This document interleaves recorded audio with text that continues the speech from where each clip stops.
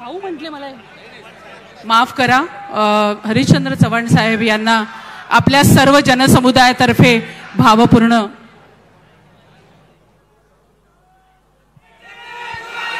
एक मिनिट मी सुरुवातीला एक आपल्या सर्वांच्या दृष्टीने अतिशय एक दुःखद घटना घडली. मित्रांनो, काळाच्या नियतीच्या पुढे तुमचं माझं काही चालत नाही. इथं आलेल्या प्रत्येक व्यक्तीला कधी ना कधी बोलावून आल्यानंतर जायचं हे सगळ्यांना माहिती आहे, ही जगाची रीत आहे. परंतु एकेकाळी ह्या भागाचं अतिशय चांगल्या प्रकारे लोकसभेमध्ये प्रतिनिधित्व केलेले आपल्या सगळ्यांचे सहकारी माजी खासदार हरिश्चंद्रजी चव्हाण साहेबांचं आज सकाळीच दुःखद निधन झालं आणि ते मी इथं आल्यानंतर मला कळालं. मी सुरुवातीलाच आपल्या सर्वांच्या वतीनं आणि तमाम माझ्या लोकसभा मतदारसंघातल्या जनतेच्या वतीनं, व्यक्तिशः माझ्या वतीनं मी हरिश्चंद्र चव्हाण साहेबांना भावपूर्ण श्रद्धांजली अर्पण करतो. परमेश्वरचरणी प्रार्थना करतो की त्यांच्या कुटुंबियांना हे दुःख सहन करण्याची ताकद मिळो आणि त्यांना चिरशांती मिळो, अशा प्रकारची सुरुवातीलाच देवाच्या चरणी प्रार्थना करतो. पुन्हा एकदा त्यांना भावपूर्ण श्रद्धांजली अर्पण करतो. मित्रांनो, आज वेगळ्या कारणाकरता मी तुमच्या सगळ्यांच्या पुढे आलेलो आहे. सगळ्या महाराष्ट्रामध्ये उद्याच्या 20 तारखेला मतदान आहे. आज 14 तारीख आहे. 6 दिवस बाकी आहेत आणि महाराष्ट्रातल्या जनतेला निर्णय घ्यायचा आहे की 5 वर्ष ह्या राज्याची सूत्र कोणाच्या हातामध्ये द्यायची. मागच्या निवडणुकीच्या काळामध्ये आपला नाशिक जिल्हा एक प्रगत जिल्हा, महत्त्वाचा जिल्हा आणि अनेक लोकप्रतिनिधी त्यांनी निवडून दिले. या जिल्ह्याने माझ्या निफाड विधानसभा मतदारसंघामध्ये इथं आपले महायुतीचे उमेदवार आणि माजी आमदार दिलीप बनकर काका यांना निवडून दिलं. आजच्या सभेला ते पण उपस्थित आहेत.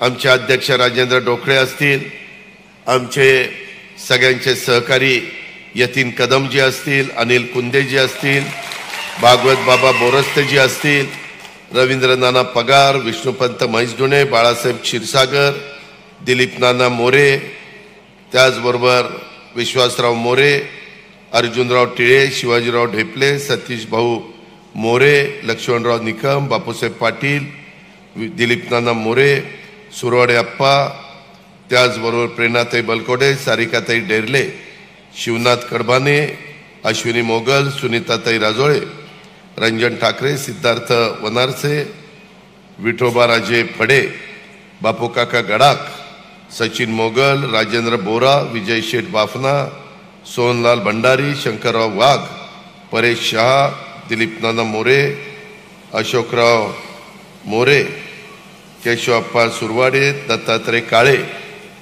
माझ्या निफाड परिसरातील जमलेले राष्ट्रवादी काँग्रेस पार्टी, भाजप, शिवसेना या जे सर्व उपस्थित असताना आमचे RPI आठवले साहेब, RPIचे इतर घटक, इतर आमचे घटक पक्षातले मित्र पक्ष, ह्या सगळ्या मान्यवरांचं, सगळ्या आजीमाजी पदाधिकाऱ्यांचं, आपल्या सर्वांचं मी मनापासून या निमित्तानं स्वागत करतो. आज तुम्ही सगळ्यांनी माझ्या आधीच्या नेत्यांची भाषणं ऐकली. इथं मला माहिती आहे यावेळेस 288 जागाच्या निमित्तानं एकनाथराव शिंदे, देवेंद्रजी, आम्ही ज्यावेळेस एकत्र बसलो 288 जागांचं वाटप केलं, त्यावेळेस अनेक ठिकाणी तोलामोलाचे उमेदवार होते आणि काहींना थांबावं लागलं, काहींना पक्षाची शिस्त पाळावी लागली. माझ्या निफाड विधानसभा मतदारसंघामध्ये देखील यतीन कदमांनी उमेदवारी मागितलेली होती. त्याच्यामध्ये आमच्या शिवाजीरावांनी त्या ठिकाणी उमेदवारी मागितलेली होती. अनेकांनी उमेदवारी मागितली होती.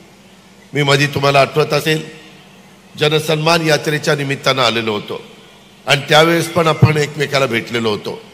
शेवटी मित्रांनो, आपण सगळेजण समाजाच्या करता काम करतो, विकासाच्या करता काम करतो.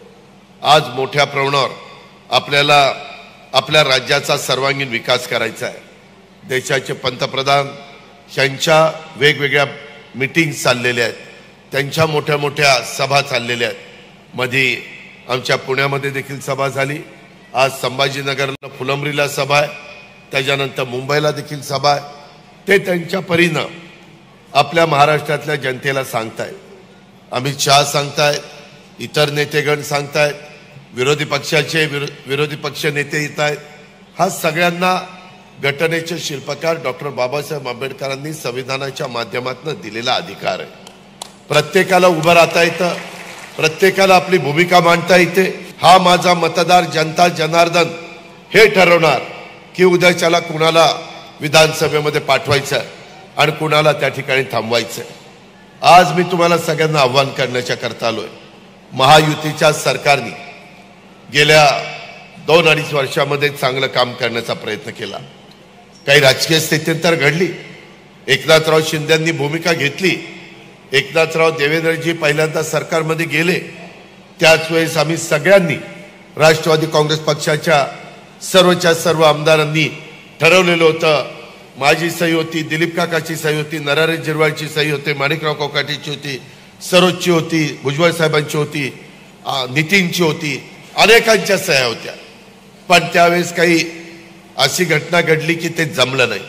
परंतु सतत कार्यकर्ते म्हणायचे, माझे सहकारी म्हणायचे की दादा यंदा आम्ही निवडून आलो, परंतु करोनाचा काळ आला आणि पहिल्या 2.5 वर्षामध्ये जवळपास 1.5 वर्ष करोनामध्ये गेलं।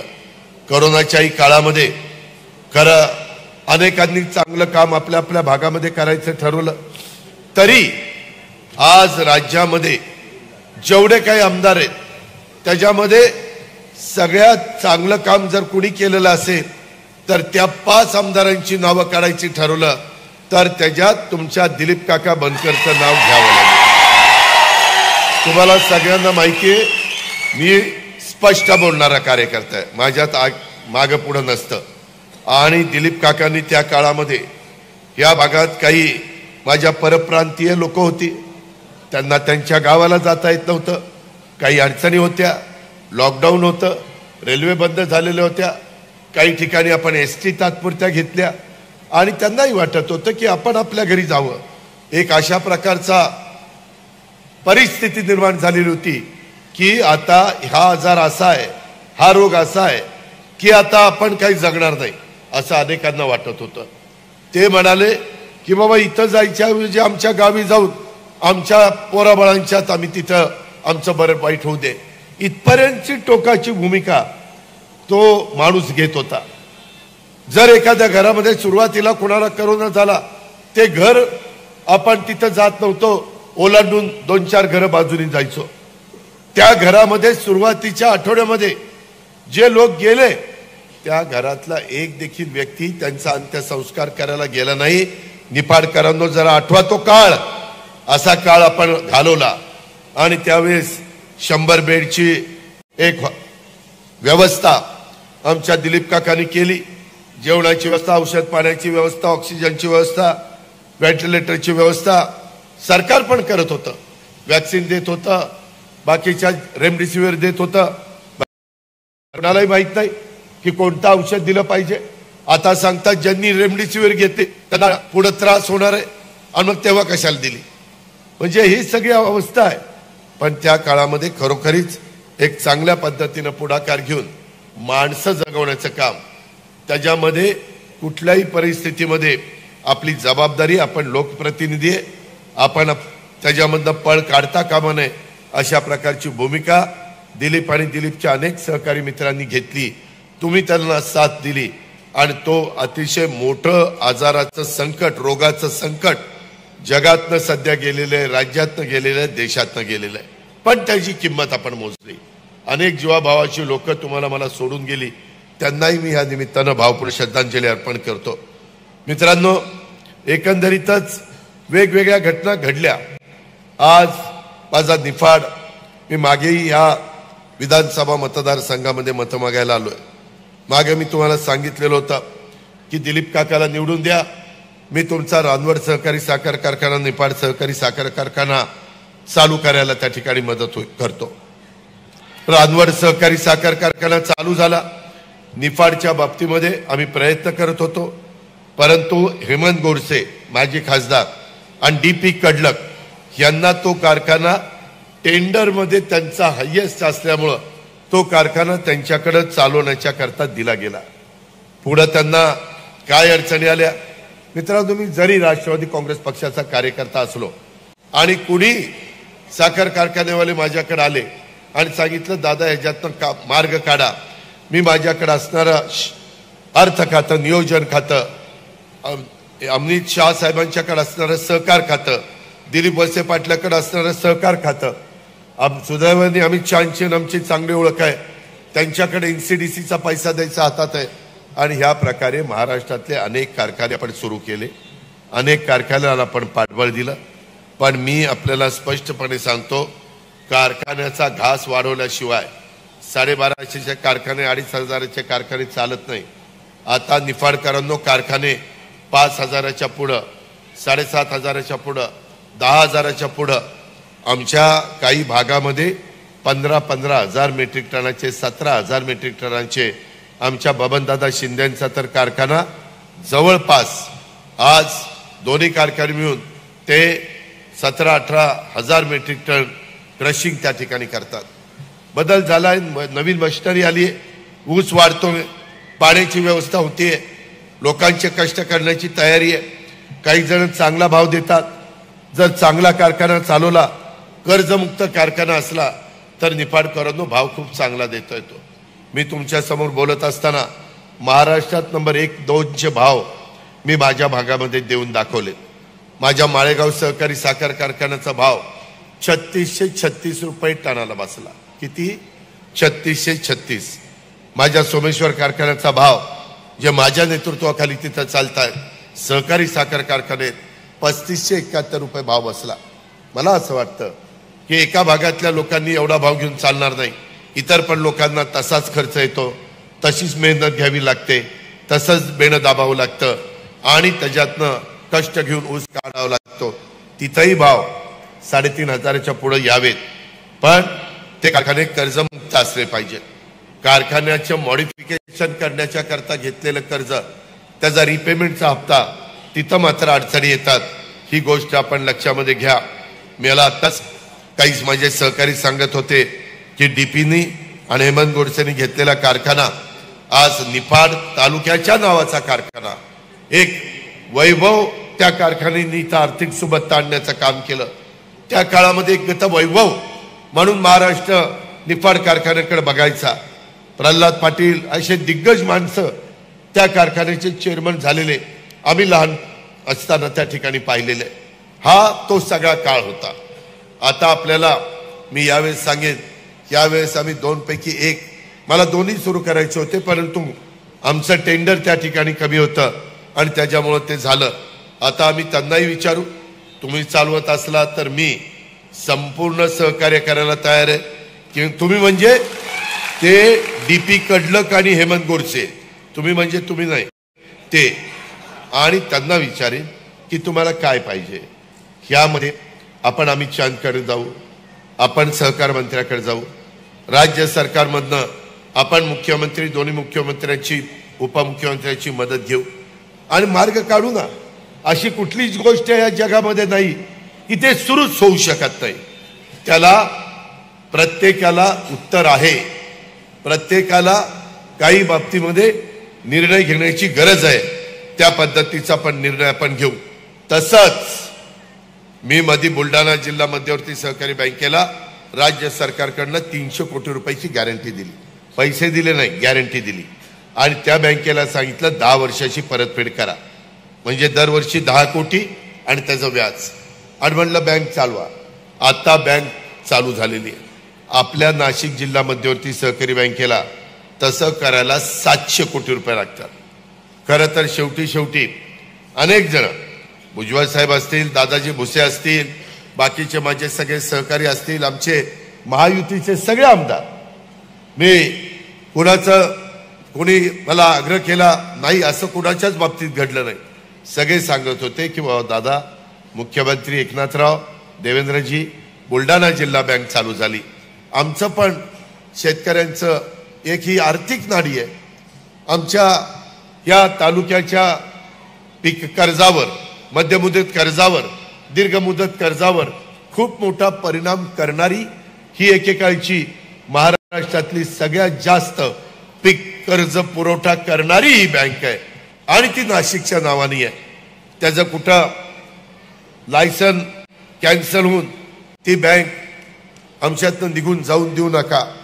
मी आज तुम्हाला सांगतो, उद्याच्या काळामध्ये तुम्ही सगळ्यांनी महायुतीचं सरकार आणण्याच्या करता मला मदत करा. निफाडमधनं देखील दिलीप काकाच्या त्याची खूण आहे त्या ठिकाणी घड्याळाची ती निशाणी 2 नंबरला आहे. मशीनमध्ये वरून 2 आकडा काढायचा आणि दिलीप काकाचा फोटो बघायचा, त्याच्या पुढे घड्याळ असेल ते बटन दाबायचं आणि त्याला पुन्हा एकदा माझ्याबरोबर महाराष्ट्राच्या निफाडचं प्रतिनिधित्व करण्याकरता विधानसभेमध्ये पाठवा. मी या बाबतीमध्ये वेळ पडली तर तुमची नाशिक जिल्हा काम आधी निवडून दे, लाल दिवा लाल दिवा लाल दिवा, त्याच्यामध्ये तुम्ही पहिल्यांदा तुमचं काम करा रे, मग मी माझं काम करेन. त्यामध्ये माझी आपल्याला सगळ्यांना विनंती आहे की आपण असं म्हणलं तर भाषण मग नाही ते मग पुढचं काही नाही का बसायचं. त्यामध्ये आपल्याला आपल्या निर्मला सीतारामन अर्थमंत्र्यांची मदत लागेल, आपल्याला अमित शहांची मदत लागेल, आपल्याला तिथं सहकार मंत्री मुख्यमंत्री आमची सगळ्यांची मदत लागेल. ती आपण करूया. पण मी तुम्हाला सांगतो, अशा गोष्टी करताना कठोर निर्णय घ्यावे लागतात आणि त्याच्यामुळं ज्यांचं काही चुकलेलं असेल तिथं कठोर निर्णय घेतले जातील. परंतु पुन्हा एकदा नाशिक जिल्हा मध्यवर्ती सहकारी बँक ही बुलढाणा जिल्हा बँकेच्या धर्तीवर चालू करून तुम्हाला पुन्हा एकदा ह्या नाशिकमध्ये माझ्या शेतकरी वर्गामध्ये गतवैभव प्राप्त करण्याचा शब्द देखील ह्या निवडणुकीच्या प्रचाराच्या निमित्तानं मी आपल्याला देतो. मित्रांनो, इतर अनेक गोष्टी आहेत. आम्हाला 5 वर्ष मिळाली नाही तरी देखील आम्ही सरकारमध्ये गेलो, तो विकास करण्याच्या करता गेलो. त्याच्यामध्ये राज्याचे प्रश्न सुटावेत, आमच्या नाशिक जिल्ह्याचे प्रश्न सुटावेत. आमच्या पलीकडं पश्चिमेकडे पडणारं पाणी आम्हाला पूर्वेकडे आणायचं आहे. आमची नाशिकची धरणं त्याला कधी कधी पाणी भरण्याला उशीर होतो आणि नंतर आमचं जायकवाडी भरतं, नंतर आमचं येलदरी असेल, सिद्धेश्वर असेल, माजलगाव असेल, ती तिकडची धरणं भरतात. शेवटी ती पण आपली माणसं आहेत, ही पण आपली माणसं आहेत आणि तुम्ही पण आपली माणसं आहात. त्याच्यामुळं पाण्याचा प्रश्न आपल्या महाराष्ट्राच्या दृष्टीने अतिशय गहन आहे. त्या संदर्भामध्ये देखील आम्ही मान्यता दिली. निफाडकरांनो, नाशिककरांनो, आपल्याला महायुतीचं सरकार का आणायचं आहे? केंद्रात स्वतः नरेंद्र मोदी साहेब आहेत, अमित शहा साहेब आहेत. परवाच अमित शहा कुठं बोलत असताना सांगितलं की तुम्ही महायुतीचं सरकार ह्या राज्यामध्ये घड्याळ, धनुष्यबाण आणि कमळ ह्या जिथं कुठं असतील तिथं त्या ठिकाणी निवडून द्या आणि ते निवडून दिल्यानंतर मी केंद्राचा पण भरघोस निधी द्यायला कुठं कमी पडणार नाही, अशा प्रकारचा शब्द त्यांनी पण दिलेला आहे.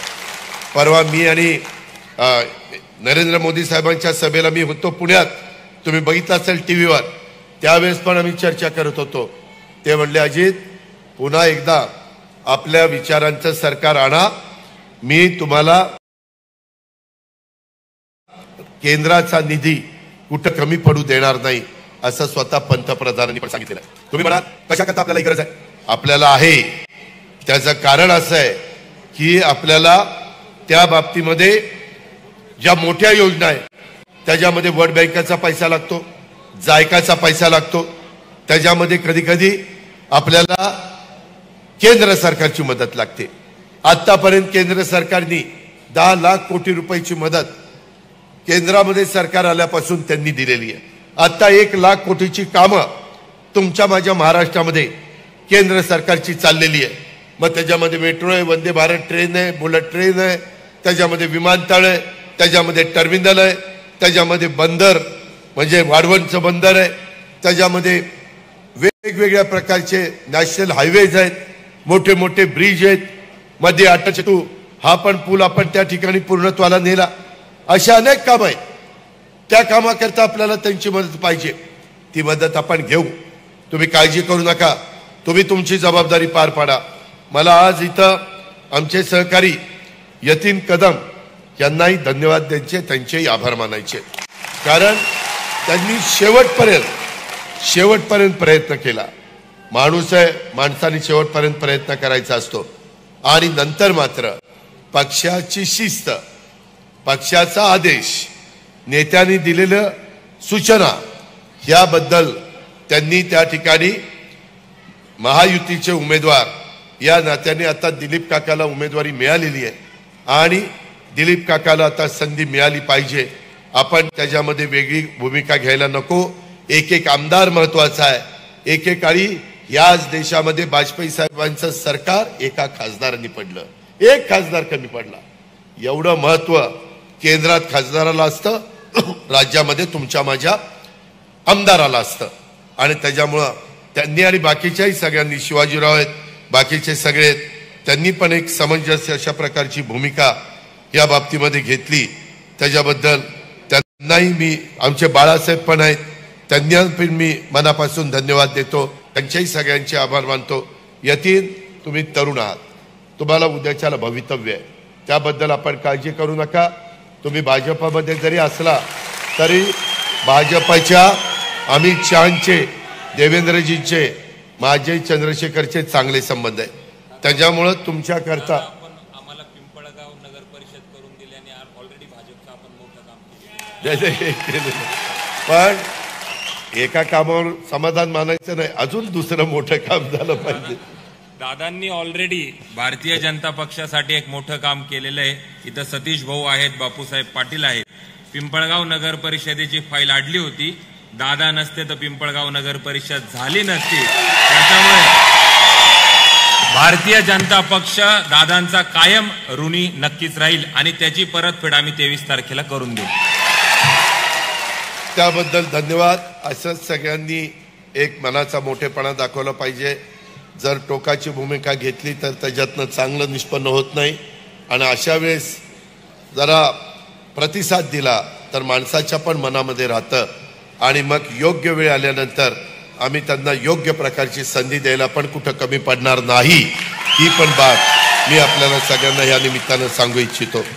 मित्रांनो, तसं बघितलं तर दिलीप काका काय आपल्याला नवा नाही. एक दिलीप काकाच्या रूपानं माझ्या निफाड परिसराला धडाडीचा आणि चांगलं व्हिजन असलेला लोकप्रतिनिधी मिळालेला आहे.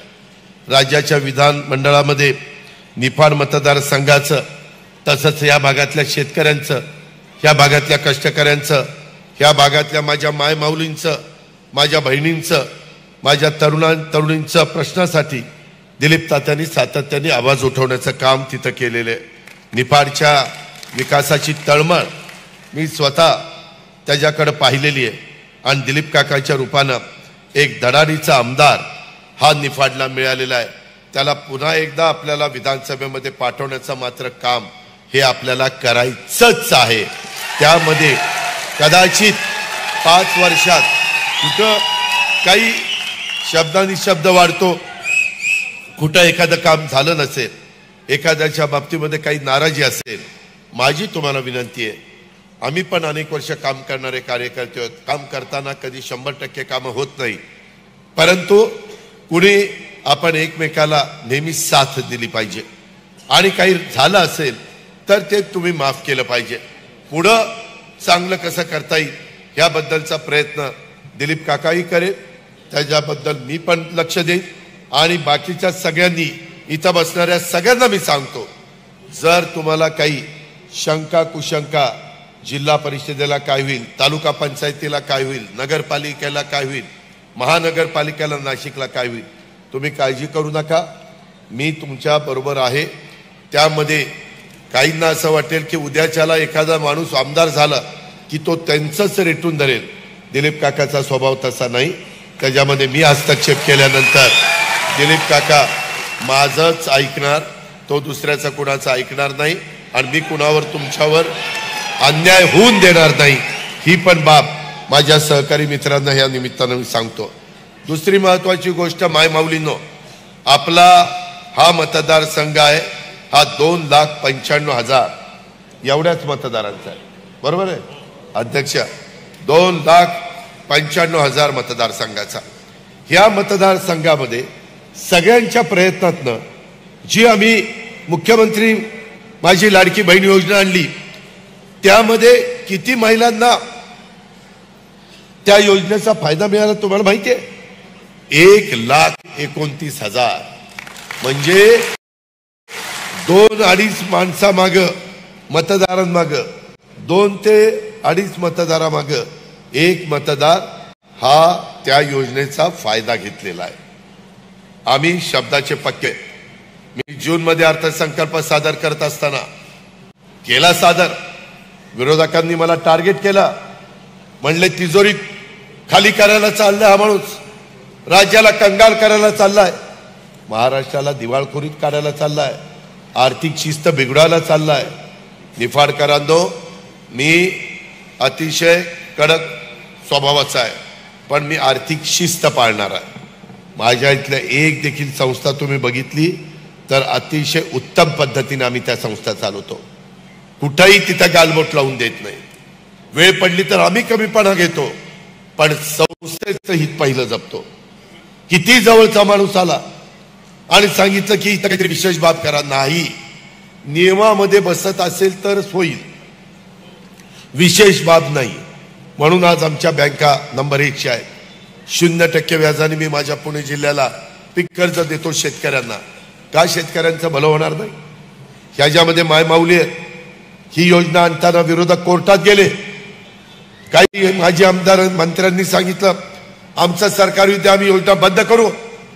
अरे काय तुमच्या घरची योजना आहे बंद करू? आम्ही काही गरीबाला दिलं ना, जातपात बघितली नाही, कुठल्या समाजाची बघितली नाही. ती आमची बहीण आहे ना, तिला मिळालं पाहिजे. तिला मान सन्मान प्रतिष्ठा दिली. आम्ही कशातनं दिली? सत्तेमध्ये सहभागी करून. नरेंद्र मोदी साहेबांनी 2029ला त्यांना खासदार आणि आमदार म्हणून देखील आरक्षण देऊन टाकलंय. पुढच्या वेळेस 1/3 महिला ह्या खासदार होणार आहेत, 1/3 महिला ह्या आमदार होणार आहेत. तोही कायदा झालेला आहे, त्याबद्दल काळजी करू नका. पण आज ती खुरपणीला जाती, रोजगार हमीच्या कामाला जाती, धुणं भांडी करती, ती त्या ठिकाणी झाडू पोतना करती, काही ठिकाणी 4 घरी जाऊन स्वयंपाक करून स्वतःचा उदरनिर्वाह चालवती, कुठंतरी महत्वाच्या मंडईमध्ये जाऊन त्या मार्केट कमिटीतनं कांदे बटाटे गोळा करते आणि विकत घेऊन ती किरकोळ विक्री म्हणून करते. त्यावेळेस तिची संध्याकाळी चूल पेटते. भाजीपाची विक्री करते, त्यावेळेस तिची संध्याकाळची चूल पेटते. आज इतक्या वर्ष आम्ही सत्तेमध्ये आहोत, आमचंही कधी लक्ष गेलं नाही, आम्हालाही दोष आहे, पण समोरच्या विरोधकांचंही गेलं नाही. आणि आम्ही त्यांना 1,500 रुपये द्यायचं ठरवलं. आमची चेष्टा केली, 1,500 रुपये. अरे तुम्ही 1.5 रुपये 1.25 रुपये पण दिला नाही, कशाचं मला सांगता? तुमचं सरकार असताना मी कमीत कमी माझ्या बहिणीला 1,500 द्यायचा प्रयत्न एकनाथराव शिंदे, देवेंद्रजी आम्ही केला ना. आम्ही सुरुवात तर केली. म्हणले हे देणार नाहीत, ही चुनावी जुमला आहे, हे फसवतायत. अरे फसवायला आम्ही नाही जन्माला आलोय. आम्ही शब्द पाळणारे, वचनपूर्ती करणारे आणि वादा तो निभावणारे आम्ही कार्यकर्ते आहोत. 1 जुलैमध्ये जाहीर केलं, ऑगस्टला पैसे दिले. आदिती तटकरे त्या खात्याची मंत्री, तिला सांगितलं आदिती कुठं अडचण येता कामा नये, कुठंही गळती होता कामा नये. डायरेक्ट तिचं आधार कार्ड माझ्या मायमाऊलीचं आणि तिच्या अकाउंटला पैसे, मध्यस्थी नाहीच. नाहीतर ते कुणीतरी तू जाऊन दे, मग त्यांनी 1,500 लाडकी बहीण तुला 1,500 1400 घे, तुला 100 मला राहून दे ना. झालं मग मला एक तर पैसे कमी, त्याच्यातही 100 रुपये काढायला निघाला. असं काही ठेवलं नाही. जुलै ऑगस्टचे पैसे ऑगस्टला दिले, सप्टेंबरचे दिले. ऑक्टोबरला लक्षात आलं की आता आचारसंहिता येणार आहे, ते पैसे आम्ही त्या पद्धतीनं तुम्हाला ऑक्टोबरला दिले. 1, 2, 3ला दिवाळी होती. दिवाळीच्या आधी पैसे मायमाऊलींनो मिळाले की नाही? मिळाले. त्या पद्धतीनं तुला नाही दिलं, त्यांना दिले. त्याच्यात माय माऊली खुश झाल्या. तुम्ही काळजी करू नका, आपल्याला पुढे ही योजना 5 वर्ष चालू ठेवायची आहे. तुम्हाला माझ्या शेतकरी बांधवांना 3, 5, 7.5 पाऊस काळ चांगला झालाय. धरणात पाणी आहे, नांदूर मंदिरला पाणी आहे, कॅनॉलला पाणी येणार आहे, विहिरीला पाणी, बोरला पाणी आहे. तुमचं बिल माफ करून टाकलेलं आहे. मागचं बिल द्यायचं नाही. विरोधक खोटं सांगतायत, मागचं बिल देतील, अजिबात देणार नाही. मागचंही बिल द्यायचं नाही, चालू बिल द्यायचं नाही आणि पुढचंही बिल द्यायचं नाही. या पद्धतीनं काम करा. आणि पुढं मी आणि देवेंद्रनी 9,500 मेगावॉट आम्ही आता सोलरवर वीज तयार करतोय. सगळं काम सुरू झालेलं आहे. 35,000 एकर जमीन वेगवेगळ्या लोकांना दिलेली करारांनी ती वीज आल्यावर तुम्हाला दिवसा वीज मिळणार आहे. दिवस उजाडला, पंप चालू, पाटाने पाणी द्या, पंप चालू करा, ड्रिपनी द्या, स्प्रिंकलरनी द्या, ज्याने द्यायचं आहे त्यांनी द्या. पंप चालू, दिवस मावळला, घरी बायका पोरांच्यात जायचं, घरच गाठायचं, दुसरी कुठे जायचं नाही. आणि बायका मुलांच्यात राहायचं, गप्पा मारायच्या, जेवण करायचं, पोराचं कसं चाललंय, पोरीचं कसं चाललंय. आता काय होतंय, आठवड्यातले निम्मे दिवस रात्री, ती रात्री बिबट्या कधी सांगता येत नाही. त्याच्यातनं काही ठिकाणी गवे येत आहे, काही ठिकाणी ती रानडुकरं येत आहे, काही ठिकाणी विंचू, काटे, साप काही पण येते. आणि त्याच्यातलं घरची पण लोक घाबरून आता कधी माणूस आपला घरी येईल. आता तसं आम्ही ठेवणार नाही. मी आज तुम्हाला सांगतो, पुढच्या 6 महिन्यात माझ्या महाराष्ट्रातल्या शेतकऱ्यांना दिवसाच वीज शेती करता मिळणार. या गोष्टी महायुतीच्या सरकारने केल्या, आम्ही सगळ्यांनी मिळून केल्या. तुम्हाला हे देत असताना बांधवांनो, दुधाचा व्यवसाय तुमचा आहे, 3, 5, 8, 5. माझाही दुधाचा व्यवसाय. आम्ही एका अधिकारवाणीने बोलतो, माझी पण ऊसाची शेती आहे, माझी पोल्ट्री आहे, डेअरी आहे, मला ते माहिती आहे. ह्याच्यात बारकावे आम्हाला माहिती आहेत. त्यामुळे शेतकऱ्यांचं कुठं अडतं ते आम्हाला माहिती आहे. म्हणून तुम्हाला 28 रुपये मिळतात. आम्ही 5 रुपये देत होतो, परंतु 1 ऑक्टोबर पासून आमच्या लक्षात आलं थंडी वाढली, त्याच्यामध्ये काही दूध पण जरा कमी होतं. मग आमच्या गाईच्या दुधाला आम्ही 1 ऑक्टोबर पासून 7 रुपये अनुदान केलंय. ग्राहकाला वाढवलं नाही. ग्राहकाचा दर तोच. माझा शेतकरी जगला पाहिजे, त्याला 28 अधिक 7 35 रुपये त्यांना त्या ठिकाणी सुरुवात केली. हे पैसे आलेत, ठेवले नाहीत, डायरेक्ट अकाउंटला पहिल्यांदा दिले सोसायटी मार्फत. ते सोसायटी म्हणले यावेळेस 3, 5, 8, 5 नव्हतं, 30 कापाकापी करायला लागले. म्हणलं तसं नाही. आता त्या शेतकऱ्याचं नाव, त्याचं 15 दिवसात किती दूध आलं, त्याचा अकाउंट नंबर आणि डायरेक्ट पैसे राज्य शासनाच्या अकाउंटमधनं शेतकऱ्याच्या अकाउंटला. माझा प्रयत्न, मुख्यमंत्र्यांचा, देवेंद्रजीचा प्रयत्न, माझ्या सगळ्या आमदारांच्या संमतीनं पारदर्शकता आणायची, मधी काही गळती नाही झाली पाहिजे. आज आमच्या मुलींच्या करता देखील आम्ही 1,01,000 रुपये त्या बाबतीमध्ये लेक लाडकी योजनेमध्ये देतोय. 44 लाख शेतकऱ्यांना 15,000 कोटी रुपयाचा आम्ही तुम्हाला फायदा करून दिलाय ह्या वीज माफीमध्ये. काँग्रेसने 2003ला वीज माफी दिली, 4ला सरकारमध्ये आल्यावर बिल पाठवलं. म्हणलं राव, मी पण त्या मंत्रिमंडळात होतो, म्हणलं बरोबर नाही, आपण खोटं बोलतो लोकांना. आपलं साधलंय, आता बिल पाठवायचं. आम्ही आमचं साधलं तरी बिल पाठवणार नाही. आम्ही 5 वर्ष, आमचा वादा आहे, अजित दादाचा वादा आहे, 5 वर्ष तुमच्या वीज बिल माफ. तुम्ही फक्त आशीर्वाद द्या. त्याच्यामध्ये कुठं चुकलं, कमी पडलो सांगा, पण आम्ही तुम्हाला कुठल्याही परिस्थितीत फसवणूक करणार नाही. अशा पद्धतीनं माझ्या मायमाऊलीनं 3 गॅस सिलेंडरची योजना, माझ्या युवा युवतींना डिप्लोमा, डिग्री आणि 12वीला 6,000 रुपये स्टायपन, डिप्लोमाला 8 आणि डिग्रीला 10. अशा पद्धतीनं त्यांना दरवर्षी 10 लाख विद्यार्थ्यांना 6 महिन्याचा कोर्स देणार, अनुभव देणार, जेणेकरून त्याला नोकरी मिळाली पाहिजे, जेणेकरून त्यांना कर्ज काढून स्वतःच्या पायावर त्यांचा व्यवसाय सुरू करता आला पाहिजे. ह्या पद्धतीनं आमचं महायुतीचं सरकार चाललंय. माझी तुम्हाला विनंती आहे, आमच्या दिलीप काका बनकरनी पण आपला जाहीरनामा कुठे आहे तिथे आम्ही हे बरोबर आहे. आम्ही प्रत्येक ठिकाणी मी जेवढे उमेदवार राज्यात उभे केलेत, आम्ही महायुती, भाजपने काय करायचं, शिवसेनेने काय करायचं त्यांचा अधिकार. मला ज्या जागा आल्या, मी नेहमी सांगतो, मी शिवशाहू फुले आंबेडकरांच्या विचारधारेनं चाललोय. कालही चाललो होतो, आजही चाललोय, उद्याही जाणार. हे सगळं करताना त्या संदर्भामध्ये आम्हाला तुम्हाला सांगायचं आहे की सोशल इंजिनिअरिंग मी केलंय.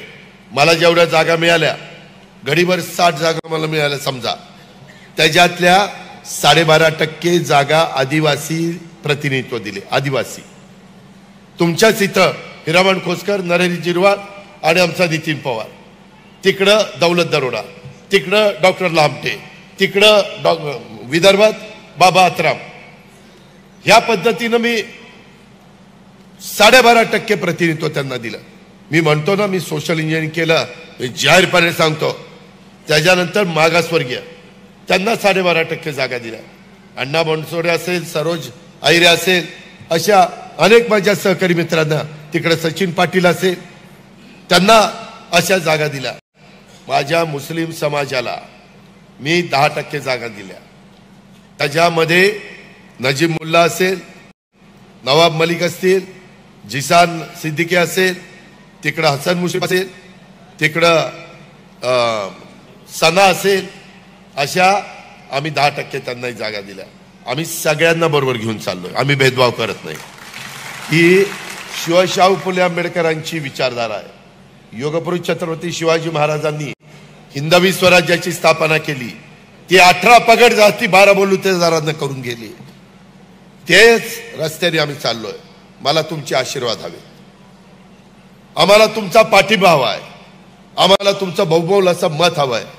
आणि ते मशीनमध्ये दुसऱ्या क्रमांकावर दिलीप काका बनकरचं तिथं नाव आहे. बटन दाबायचं आणि पहिल्या क्रमांकाने निवडून आणायचं. बटन दाबायचं, सगळ्यात जास्त मतांनी. आता आपल्या माग यतीनची पण ताकद आहे. यतीन पण ताकदवान आहे, चालणार असं म्हणून चालणार नाही. त्याच्यामध्ये आमचा बाळासाहेब पण ताकदवान आहे. सगळे आमचे ताकदवान सहकारी आहेत. आमचा राजेंद्र डोकळे हे तर आमचे पहिल्यापासून अध्यक्ष आहेत. कश काय ताकदवान आहे, मी पण त्यांना घाबरतो. मित्रांनो, गमतीचा भाग जाऊ द्या, पण माझी विनंती आहे, हा जाहीरनामा मी निफाडचा दिलेला आहे. प्रत्येक मतदारसंघाचे जाहीरनामे आहेत. राज्याकरता काय करणार तो जाहीरनामा, महायुती करणार काय तो जाहीरनामा, आणि हा आमच्या उमेदवाराचा जाहीरनामा. ही कामं आम्हाला करायची. माग जी कामं केली तीच पण सांगितलीत. 1600 कोटी रुपयाची कामं, 1600 कोटी रुपयाची कामं केली. आता पुढच्या वेळेस मी आज तुम्हाला सांगतो, 3000 कोटी रुपयाची कामं करून दाखवली. आपला शब्द आहे, आपला वादा आहे 3000 कोटी. तशा पद्धतीनं तुम्ही घोषणा नुसत्या देऊ नका, बटन दाबा. याच्यातच जोर गेल्यावर 20 तारखेला काय कराल, जोर जरा जवळ ठेवा. आणि तुम्ही पण या टक्केवारी मताची करा. माय माऊलींनो, तुमचा लाडका भाऊ तुम्हाला सांगतोय, तुम्ही माझा ऐका, घड्याळाच्या चित्राचं बटन दाबा. पुढं तुमची पण योजना चालू राहील. पुढं आणखीन काय तुम्ही सांगितलं, बांधवांनो तुम्ही सांगितलं, ती करण्याची धमक आणि ताकद महायुतीमध्ये. का तर केंद्र सरकार आमच्या बरोबर आहे, त्यांचा आम्हाला पाठिंबा आहे, त्यांचा आम्हाला आधार आहे. आणि ह्या पद्धतीनं आपण चांद्यापासून बांध्यापर्यंत तुमच्या माझ्या महाराष्ट्राला अतिशय जोमाने पुढे नेण्याचं काम करू आणि पुन्हा एकदा दिलीप काकाला आमदार करू, एवढीच आग्रहाची, नम्रतेची, कळकळीची विनंती करतो आणि थांबतो. जय हिंद, जय महाराष्ट्र, जय महायुती. महायुतीचे उमेदवार आमदार दिलीप काका बनकर